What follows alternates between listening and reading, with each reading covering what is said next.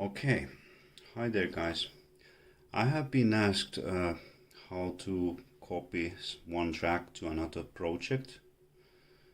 Uh, so I think this is the best way to explain it by showing it. We have some difficulties with this force right now and some problems. I'm going to explain why you probably haven't been able to do this. There's a few persons that have asked this, and I think it's time to make a video about it. So I have here two projects, and I just opened one of them. In here we can see that we have a clip that I have made. Clip has three things. First is the MIDI data or audio data. Second is the plugin, or well, for audio tracks there's no plugin, but this is a plugin track. So what we want to copy is a MIDI, plugin and effects. So let's see. In here we can see that we have a MIDI data, and I also added some automation in there, so we can see that everything is copied. And if we go to the mixer section, we can see that there's a delay inserted in here. We want this to be copied also. Basically, what we want to do is copy everything that is related to this track into another project. And how we are going to do it, let's see. Let's start by first being sure that we have selected this. Selected this track, and let's see the save options. These first three in here in the upper level, they are all related on project. In here we got this plugin program, and we can use that to save that plugin. Then we can load this plugin into a new track in a new project, but we want to do this the most simple way that we can. So let's see. The first that we are going to do is to save the track. And I have selected here, I have these fast buttons, and when we save this track, you have to save it to a place where you can find it. I'm going to use this plugin 001 and save it into a place which I know. Okay. What we just did, we saved this track, and when we save track, the plugin is included in there. If we go to look at the plugin, there's a Steamy plug, and there's some modification done into it. So when we load this track into another project, it will have the same tube synth with Steamy plug and same adjustment made. But what it doesn't copy, well, let's see, it doesn't copy this MIDI data, and we have to do that clip by clip. Let's check. This clip is now selected, and what options we have. This is the critical part, which usually we can fail on this so many ways. If we have many clips, then we can use this all clips. It's like this. We go here, select some stuff and name those files. It easiest to when we have to copy many files, but we had only one clip in there. So let's first start with this.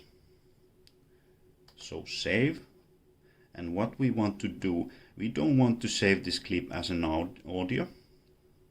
Maybe an audio, with audio track we would like to save it as an audio, or we can save these MIDI clips as an audio. That's an option also, but what we want to do now is save this MIDI clip, only one clip. And here's the critical part. Well, normally functioning brains would say that if we want to save this MIDI clip, we would have to export it as a MIDI. but let me show you. If I export this as a MIDI,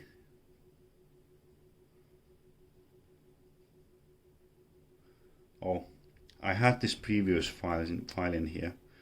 I save over it. Okay, now I just save it.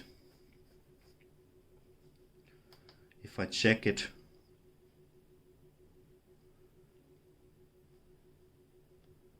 it's in I saved this MIDI clip into this folder, but it doesn't have it. Some kind of problem, I guess. If I try to save it again as a MIDI export, now it is there. But the problem is Force can't find it. There's no such thing. You can't load this MIDI file. I don't think this is working as it should, but this can be the reason why so many is asking how to do this. But you can go around this by saving this clip. Sorry, let's get back and slow down. We want to save this clip. We just save it as a MIDI, but we can't find it. It is there, but we can't load it. So now we are going to save this clip as MIDI, but instead we are going to save it as a pattern. And we are going to export it. I'm going to use this plugin 001 name, and I'm going to put it in a place where I can find it later. Okay, let's see. Now I press the load button and let's see what we have here. Okay, now we have this plugin 001 XTK, which is the track and with the effects and the plugin. And now we have this plugin 001 MPC pattern, and this is the MIDI file. So we have three components: the plugin and effects and the MIDI. But we have two files. This plugin 001 XTK is the track file, which has the plugin and the effects, and the pattern is the MIDI file. So let's go into this project 2.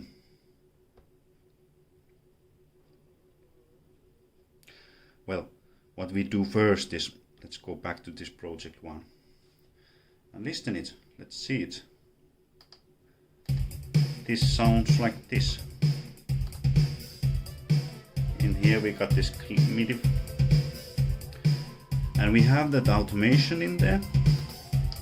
As you can see, I added some automation just so that we can see that everything is copied. The name is Steamy Block, and let's see this delay sync. In here I added automation also to this effect, but all the automation is included into this MIDI file, which we just saved as an MPC pattern. Okay, now we are ready to go into another project. Let's load the project 2 and let's see what we got there. We don't have anything there. Let's make a completely new track, a plugin track. It's plugin. Let's delete this old one. So now I select this plugin 002 and start to load stuff. First I go to the place where I, save all this stuff. And what I do first, I load this track file. Let's see. Let's see, did we do anything right?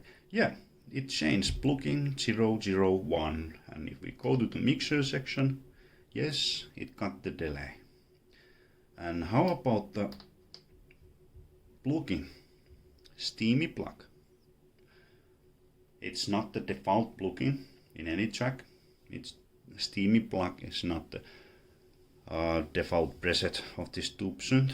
So seems like everything is okay until this point. But as we see, there's no clips in this track. So what are we going to do next? We select the place where we want this clip to be loaded, and we load it as a pattern.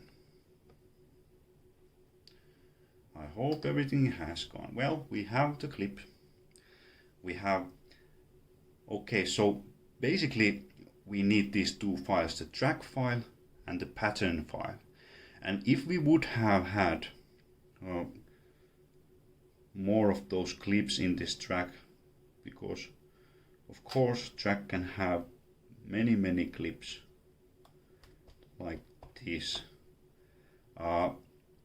it would have been much more useful to use the save all clips.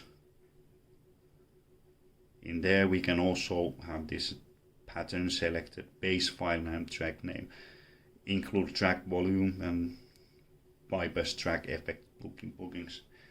Well, we had only this one clip, but when you are saving you can use that save all clips. But when you are, loading them, you have to load them one by one. Let's see if this, let's hear if this is working. Let's go to the clip. We have automation there. We have everything right in this plugin. We have all the MIDI data. Automation is visible in there. If we go to the mixer section, there's an analog synth. And let's see, is the automation? Yes. Okay, so this is it. When you are copying track with a plugin, you have three elements. I want to say this again because this was difficult for me. By saving a track, you save effects and the plugin. By saving the pattern, you save the MIDI and the automation. So you have to make two saves, at least two saves, and even more saves if you have more clips on this track. This is really difficult, so I hope Force is going to make an improvement to this, because, well, think about if you have 10 clips and you have to load each and every clip one per time.